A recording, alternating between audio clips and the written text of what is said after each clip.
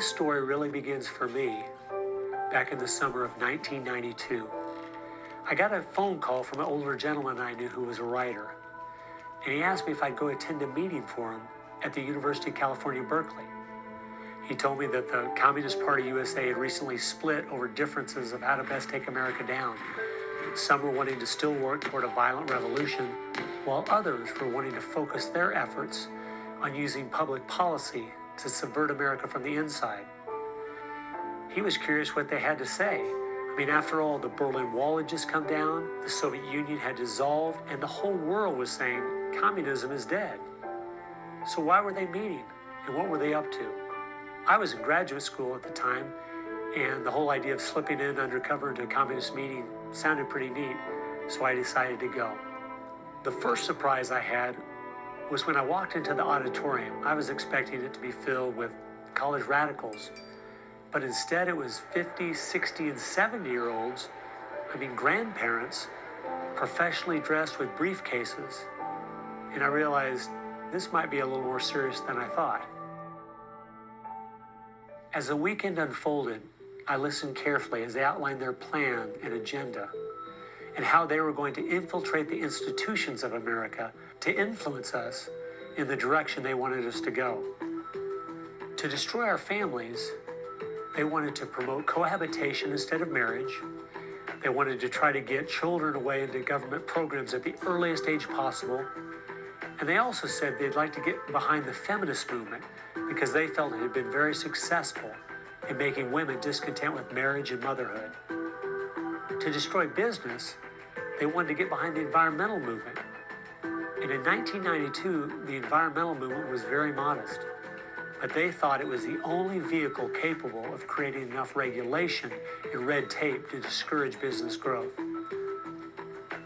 And finally, to destroy our culture of religion and morality, they said, if we can get Americans to accept homosexuality, they thought it would begin to extinguish our traditional moral values Americans held.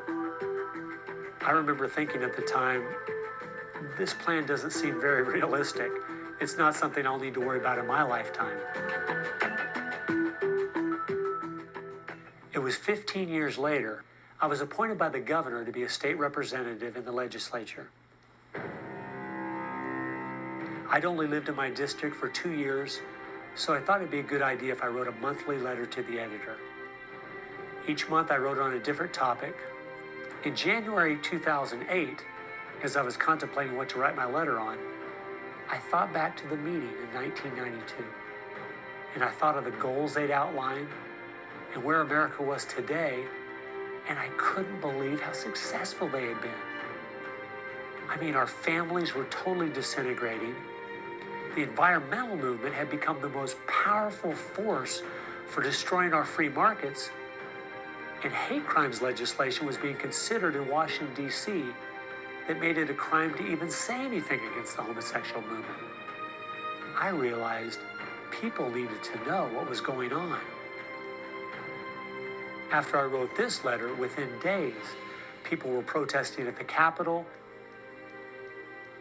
It was the feature story on the evening news. Controversial comments have state legislators buzzing tonight. After a freshman lawmaker alleges the communist agenda has infiltrated mainstream America.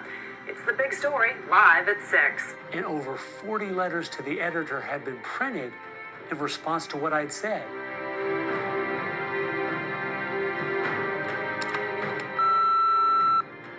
Hey, I just wanted to give you support on your newspaper article. Don't let them grind you down. Bye. I realized then I'd hit on something. One of the letters written in my defense stated that a book from 1958 had outlined a similar agenda. And this got my attention. The book was The Naked Communist by Cleon Skousen, who had been a former FBI agent. And inside the book, it documented 45 current communist goals from 1958. And as I slowly read through the list, seeing how specific their agenda had been to subvert us on the inside, I couldn't believe it.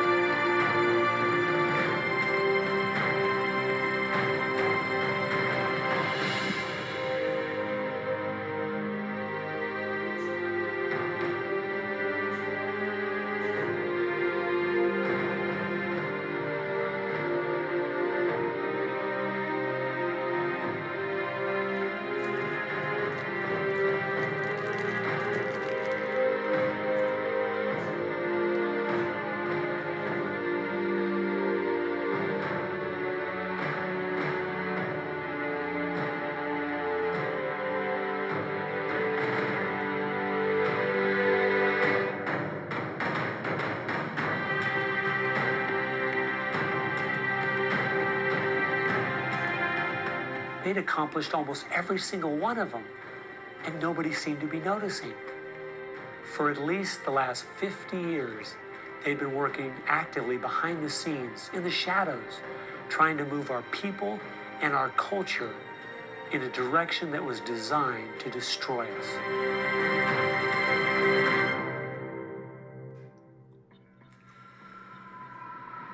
Someone needed to find out the truth of what had happened to our country. Could all of these very specific goals have been accomplished by accident? Or was there something there, under the surface, intentionally rotting away America's culture? I decided to go and get the facts from some of my favorite writers and speakers around the country. These are a few of the questions I asked them.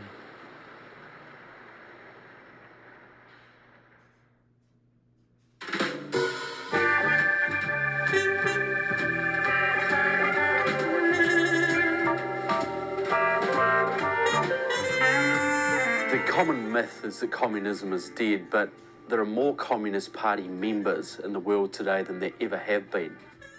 One of the things the communists are doing worldwide is not using that name. And so what we have is people with some of the same ideas masquerading in the United States under a variety of names. They're even trying to get away from the word liberal to describe them, and they're trying to call themselves progressives. If you go to the American Communist Party website, all of the programs and policies they support are progressive. So progressives are anything from a hardcore liberal to a communist to a socialist. They all call themselves progressives, and they all have broadly the same values and work together. J. Edgar Hoover is called the masters of deceit. And a good magician raves one hand in the air while he's doing his dirty work with the other hand. And while everybody's saying communism has died, they moved through much of Africa. Communism is resurgent in South Africa. Into South and Central America. Right now, 6 countries in Latin America are now communistic. We have communist China. We have Cuba, North Korea. We have Vietnam. It still dominates behind the scene in Russia. It's still very strong in Eastern Europe. It is strong in the EU. It is strong in virtually every country in the world. Whittaker Chambers said, the communism succeeds because most people that promote communist causes are not communist. The useful idiots, that Lenin called them, it gives it an air of legitimacy it would never have if it was identified with communists and communism. So why has it been so easy for them to get people on the left who aren't communists to push forward their agenda? Once I looked at the political scale, it all started to make sense. On the far left, you have 100% government, and on the far right, zero government. Anarchy is no government and doesn't make sense at all. On the far left, you have socialism, communism, and Nazism. All systems that have a socialist form of government with only slight variances between them. Traditionally, Republicans were slightly to the right of center, and Democrats were slightly to the left. In recent years, though, through the radical influence of the media, Hollywood, and the multitude of Marxist professors in our universities, both parties have slid to the left, with the Democrats going so far they have openly joined hand in hand with the radicals. That's why they all work together. All the groups on the left now have the same goal, a socialist America. I thought we were over communism. I thought, okay, we won that battle. The Berlin Wall came down. Ronald Reagan won the day. We've got to look and see how he fought this, because we're fighting it again on American soil. Not hostilely attacking us like we feared in the Cold War. It is from within. And it has no opposition, none. And that's the frightening thing.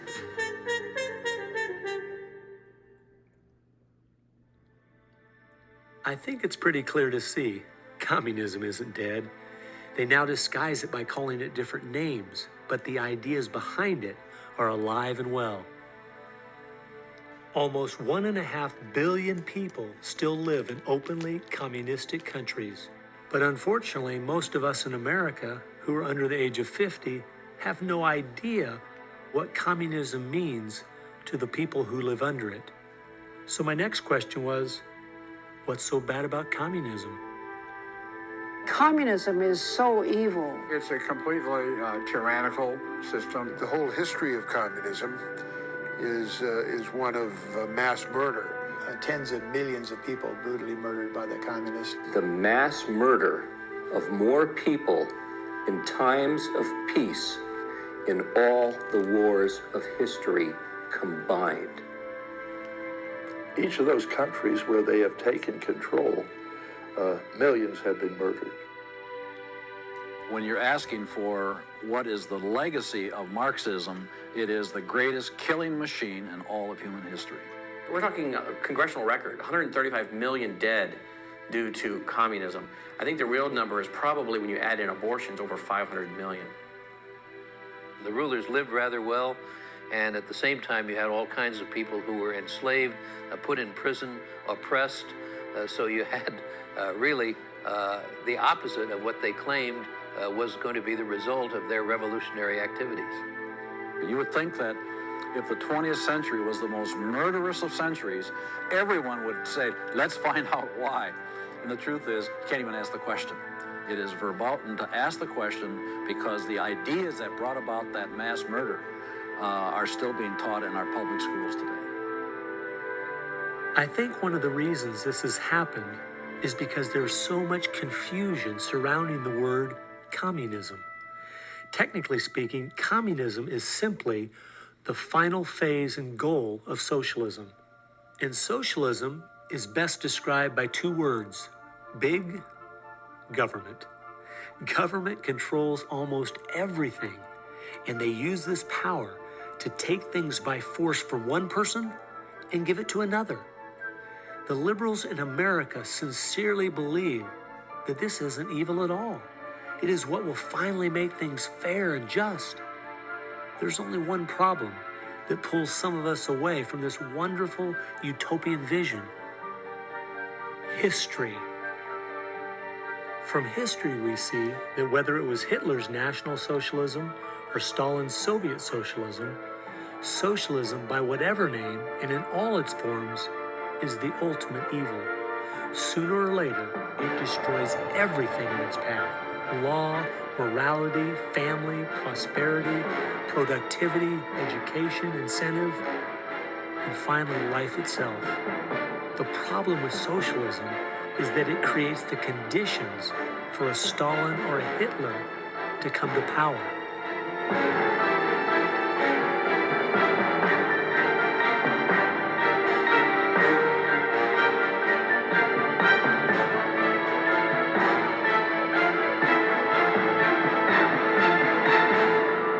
That's why communism has such relevance today. It's the final destination on the road we're traveling.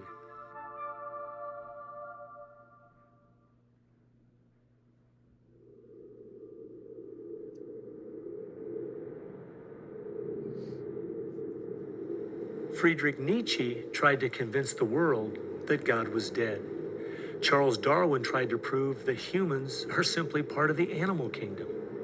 And Karl Marx realized that the philosophies of Nietzsche and Darwin would legitimize his own philosophy of communism.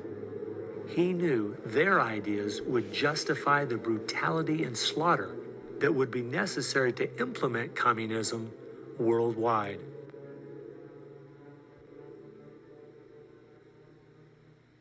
It was in March of 1883, Karl Marx, the father of modern-day communism, died. The assumption that communism would die with him was a logical one, since only 9 people attended his funeral. In October of that same year in London, England, a group was forming called the Fabian Socialist Society. The Fabian Socialists decided that they were going to socialize the world incrementally.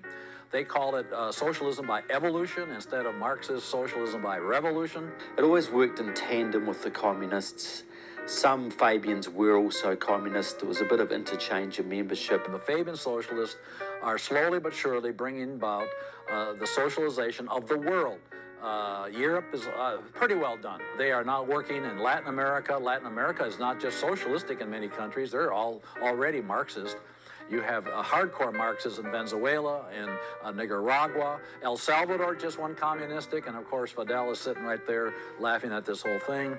And we haven't even figured this thing out yet. We don't even know there's a red plague coming up to meet us. We think that we're just going to watch the cartoons on Saturday morning and everything will be fine.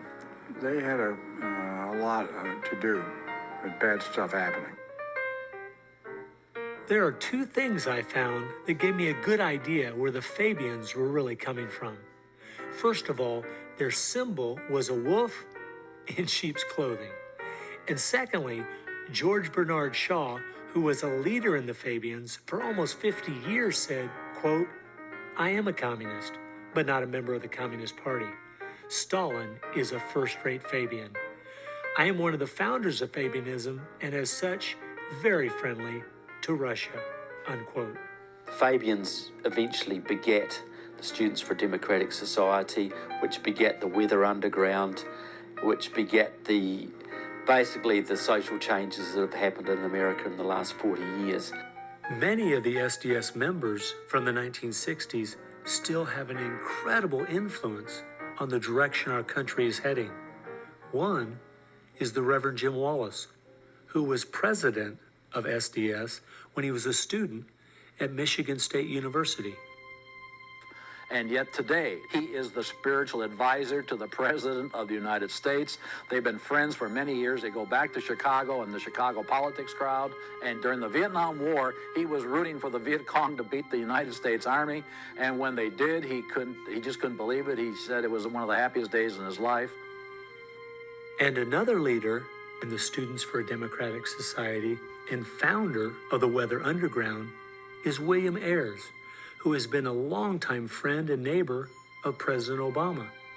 It came out in 2009 that Obama's book, Dreams from My Father, was even written by Ayers. So the influence from the Fabian Socialist Society goes right into the White House.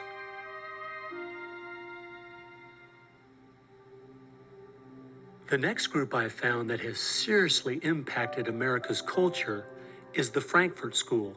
The Frankfurt School was a sort of an outpost in America of European socialism. Willy Munzenberg, with a few other Bolsheviks, founded the Frankfurt School. The two leading members are Herbert Marcuse and Franz Neumann. Franz Neumann was, in fact, a Soviet agent. Their entire purpose was to stand the entire educational system of the West, and the United States in particular, on its head. Bertrand Russell, who worked with the Frankfurt School, said, "By using psychological techniques to teach the children, we will be able to produce, quote, an unshakable conviction that snow is black," unquote. They established a school here. With the help of John Dewey. He helps bring these German intellectuals to America in 1933, drop them down at Princeton, Berkeley, Brandeis, to go after education and media. Included in those goals were the teaching of homosexuality and sexuality to children, the promotion of excessive drinking, and destruction of religion in the United States. That was a big one. And they basically started the social rot. Willy Munzenberg said, "We are going to make the West so corrupt it stinks." I love spending time with my family, July 4th, baseball, and apple pie, and my mind can't even comprehend that there were groups of intellectuals back in the 1930s plotting and planning how they could make America so corrupt it stinks. There are certain lines and certain limits, and the left has always pushed it as hard as they can, as far as they can, and will protect any pornographer, any deviant, any any negative cultural form they can find, basically to degrade the culture. And that goes right along with the feminism of today, which was part of the Frankfurt School's desire to destroy a patriarchal society for a matriarchal society. In other words, remove the father as the loving provider, discipliner, discipler, leader of his home, where you instill virtues and integrity and modesty. That's been broken down on purpose because they knew if they could destroy the family, they could destroy a nation. And instead of having a father who leads and disciples and protects the home and provides for the family, the government steps in as a nanny state. The Frankfurt School developed the concept of cultural Marxism. Penetrate the culture, take it over, and then everything else will follow. And of course they did that, and today we've had a complete cultural revolution. As many people in America are familiar with the phrase "make love, not war," that actually came from Herbert Marcuse, who was with the Frankfurt School. So these guys went after education, they went for media, and they've been very successful in changing the entire worldview of Americans through what they call political correctness, but it's really cultural Marxism, with the goal being to destroy Christianity, then create chaos, and then move to their ultimate goal, which is from cultural Marxism to traditional Marxism, which is socialism. Most of the strategy to remake America from within started with Antonio Gramsci, who wrote over 2,000 pages back in the 1930s outlining how to take a Judeo-Christian culture down from the inside. The plan he suggested has been the main focus of the left ever since. Antonio Gramsci was a neo-Marxist philosopher. Antonio Gramsci was an Italian communist. Antonio Gramsci is probably the biggest troublemaker in the world. He's probably got more responsibility for our social ills than anybody else on the planet. He knew of the importance of undermining the morals and the character of this country.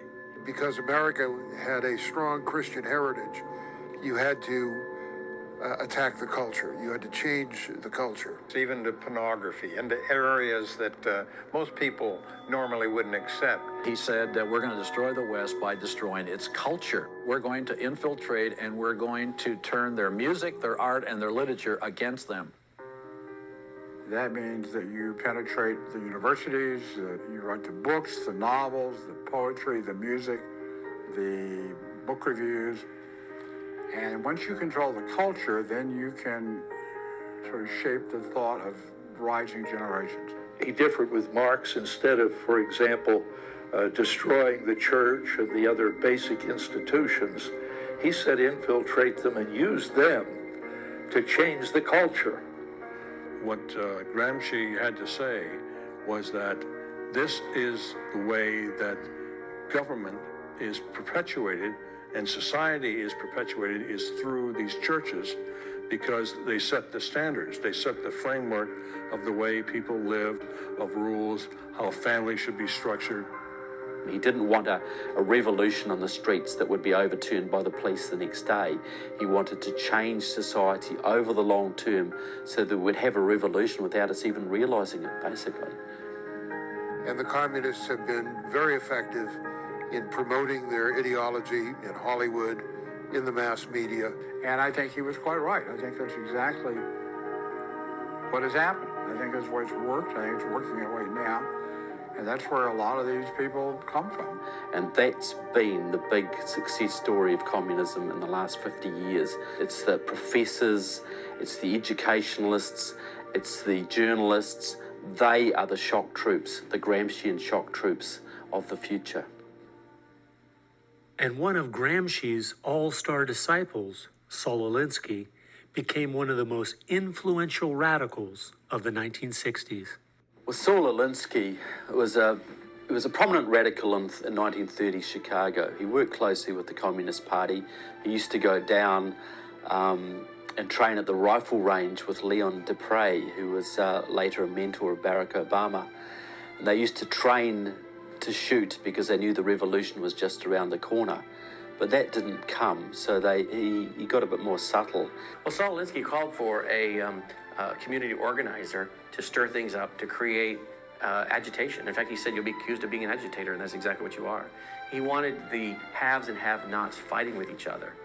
It wasn't until I was watching an old film from World War II that I realized what the left has been doing in America to pit the poor against the rich, blacks against whites and the young against the old, is the same tactic Hitler used to disunify Germany. You see, they knew that they were not strong enough to conquer a unified country. So they split Germany into small groups. They used prejudice as a practical weapon to cripple the nation. Remember that when you hear this kind of talk. Somebody is going to get something out of it, and it isn't going to be you. And they use the conflict as justification for more government to stop the chaos. So they create the chaos, and then they step in as a solution to the chaos. And as Francis Schaeffer said, once this chaos comes, most people will willingly give over to an authoritarianism because they don't want the chaos. His book was kind of the field manual, if you will, for these activist organizations. Which President Obama studied and taught at a workshop for 4 years in Chicago as a community organizer for ACORN. As I was reading through Rules for Radicals to see where he was coming from, I just happened to take a look at the dedication in the front of the book. And this is what I saw. Quote, "Lest we forget at least an over-the-shoulder acknowledgement to the very first radical, the first radical known to man who rebelled against the establishment and did it so effectively that he at least won his own kingdom. Lucifer," unquote. Saul Alinsky from Antonio Gramsci has had an incredible amount of influence on our president and on our society. And he dedicates his book openly to Lucifer, Satan. I think that says more about where their ideas and plans are based than anything else. You asked what Saul Alinsky's impact is on the leftist movement today, and it basically defines it. It defines it. Saul Alinsky took the best of Gramsci and the best of the Fabian Socialist ideas, combined, repackaged, and sold them to the 60s radicals. After studying Alinsky, Richard Cloward and his wife, Frances Fox Piven, came up with what is today known as the Cloward-Piven strategy. Now, their idea was basically that to destroy society or destroy capitalism per se, they needed to overload the system.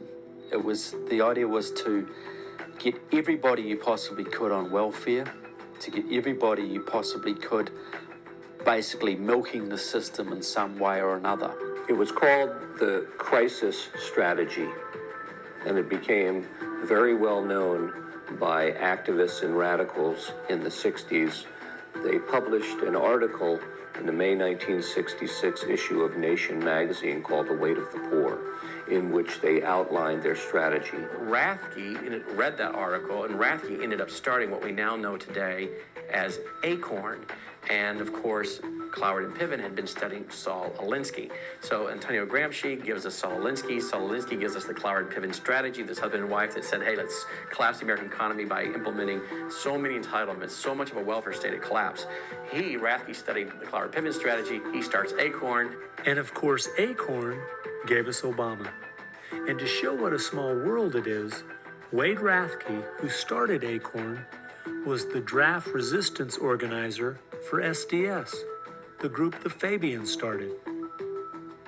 They've used that strategy ever since to expand voting rolls, to expand welfare rolls wherever they can, basically just to overload the system, to increase the tax burden on the middle class, and basically bring capitalism one step closer to destruction.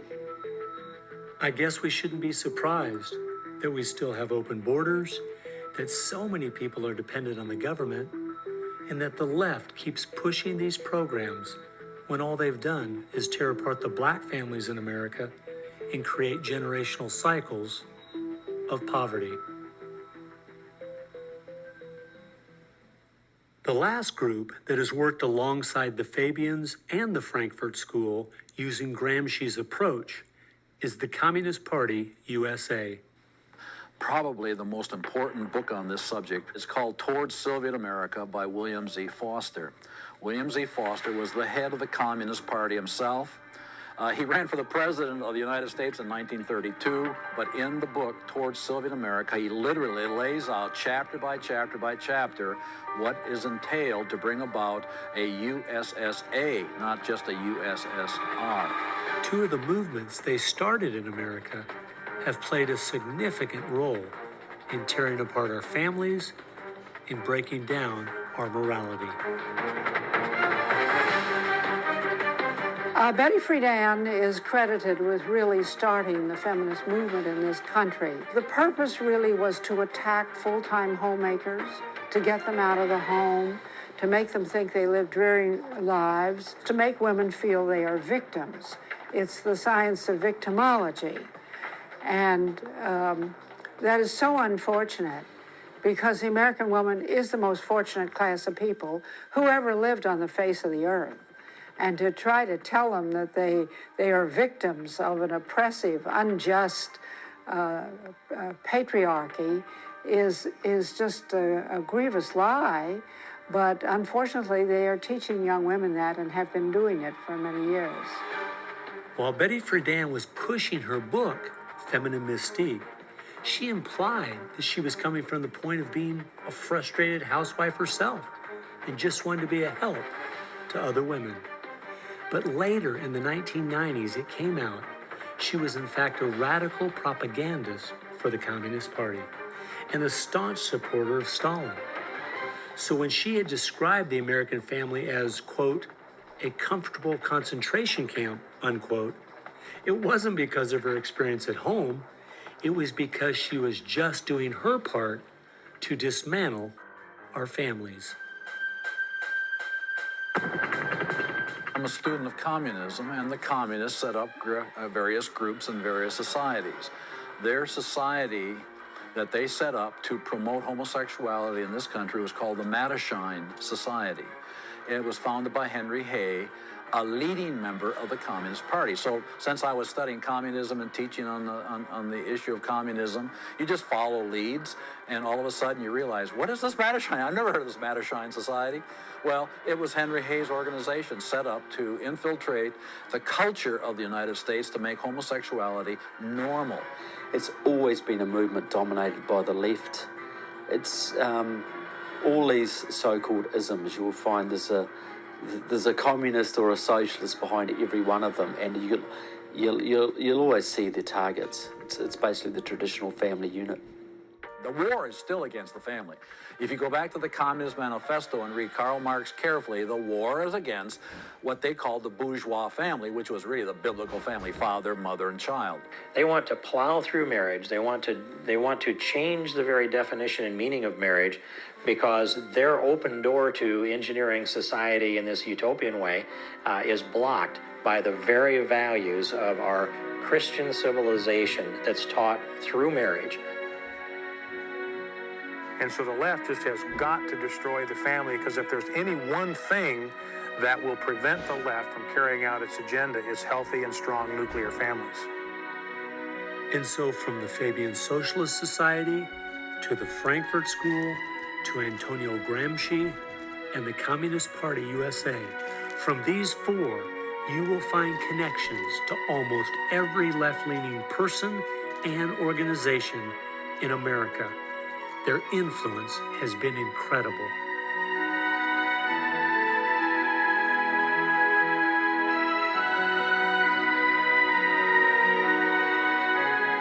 It was in the 1960s, all the groups on the left seemed to realize Antonio Gramsci was right. In a Judeo-Christian society, you will never be able to persuade people to rise up in a Marxist revolution and start killing each other off. The only way to take the culture down is through penetrating the institutions of influence to change the people from within.